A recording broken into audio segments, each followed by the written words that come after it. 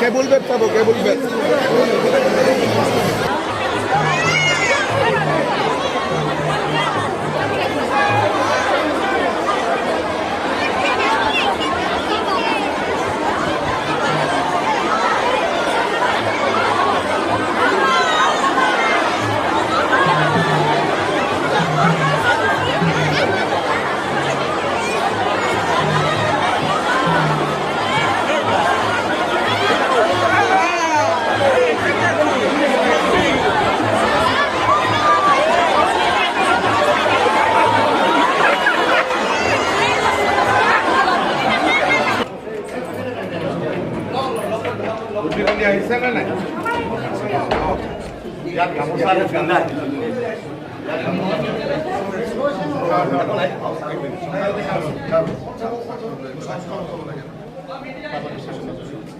Media আছে, media আছে, media আছে।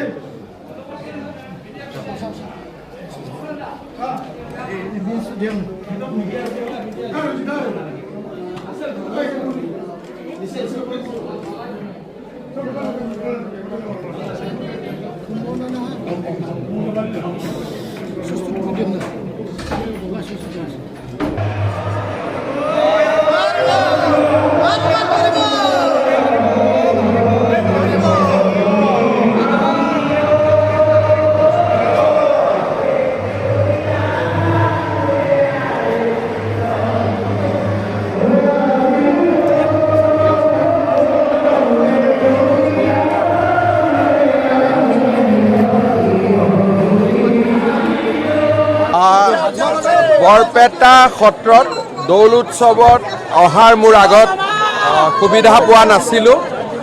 এইবাৰ দৌল উৎসৱত বৰপেটা সত্ৰত আহি ভগৱান বাসুদেৱৰ শ্ৰীচৰণত অসমবাসী ৰাইজৰ মংগলৰ হৈ আশীৰ্বাদ বিচাৰিলোঁ আৰু বৰপেটাবাসী ৰাইজকো দৌলৰ শুভেচ্ছা জনালোঁ। এইটো অপূৰ্ব দৃশ্য। যোনে ইয়াক নাচায় জীৱনত সি কিবা এটা মিছ কৰিব। গতিকে মই সকলো অসমবাসী ৰাইজক অনুৰোধ কৰিম যে জীৱনত এবাৰ হ'লেও বৰপেটাৰ দৌল উৎসৱ চাব আহিব। ইমান মাংগলিক দৃশ্য, উৎসাহ, উমং এইটো সাধাৰণতে দেখা পোৱা নাযায়। গতিকে অসমবাসী ৰাইজলৈ মোৰ অনুৰোধ থাকিব যে যোনে যেনেকৈ পাৰে জীৱনত যাতে এবাৰ হ'লেও বৰপেটাৰ দৌল উৎসৱ চাব আহে। ৰাজনীতিৰ প্ৰশ্ন নকৰি বাকী কৰক।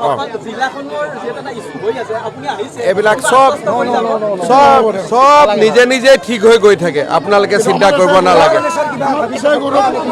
সত্ৰৰ এতিয়া আমি টিংপাতখিনি পৰিৱৰ্তন কৰিবৰ কাৰণে চৰকাৰৰ পৰা আমি অলপমান অনুদান দিছোঁ। টিংপাতখিনি পৰিৱৰ্তন